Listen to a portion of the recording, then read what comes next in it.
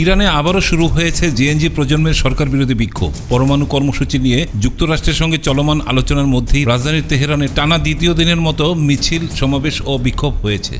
ডিসেম্বর-জানুয়ারিতে নিরাপত্তা বাহিনীর গুলিতে নিহতদের স্মরণ এবং হত্যাকাণ্ডের বিচার দাবিতে শনিবার নতুন করে আন্দোলন নামেন তরুণরা।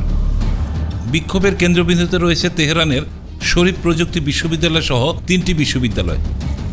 সামাজিক যোগাযোগ মাধ্যমে ছড়িয়ে পড়া ভিডিওতে দেখা গেছে শিক্ষার্থীরা সাবেক মোহাম্মদ রেজা শাহ পেহলভি আমলের পতাকা হাতে নিয়ে মিছিল করছেন এবং সরকার বিরোধী নানা স্লোগান দিচ্ছেন।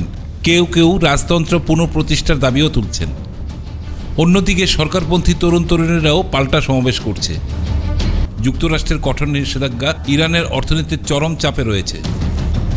দেশটির মুদ্রা এখন বিশ্বের অন্যতম দুর্বল মুদ্রা। দ্রব্যমূল্যের ঊর্ধ্বগতির প্রতিবাদে শুরু হওয়া ব্যবসায়ী ও দোকানদারদের আন্দোলনের রূপ নেয় দেশব্যাপী সরকার বিরোধী বিক্ষোভ। গত ডিসেম্বর থেকে শুরু হওয়া আন্দোলন কঠোরভাবে দমন করে সরকার। সরকারি হিসেবে নিহতদের সংখ্যা 3000-এর বেশি, তবে মানবাধিকার সংস্থাগুলোর দাবি প্রকৃত সংখ্যা আরও অনেক বেশি। এদিকে 6 ফেব্রুয়ারি থেকে পরমাণু ইস্যুতে ইরান ও যুক্তরাষ্ট্রের মধ্যে আলোচনা শুরু হলেও মধ্যপ্রাচ্যে নিজেদের সামরিক উপস্থিতি বাড়িয়েছে যুক্তরাষ্ট্র। হাফিজুর রহমান, আয়না টেলিভিশন।